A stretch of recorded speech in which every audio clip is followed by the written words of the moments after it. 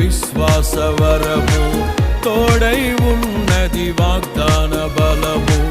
ధైర్యపరచి నడుపుచున్నవి విజయ శిఖరపు దిశగా. ఆర్పజాలని నీ ప్రేమతో ఆత్మదీపం వెలిగించినాడు. దీన మనసు వినయ భావము నాకు నేర్పిన సాత్వికుడా. నా హృదయములో ఉప్పొంగెనే కృతజ్ఞతా సంద్రమే.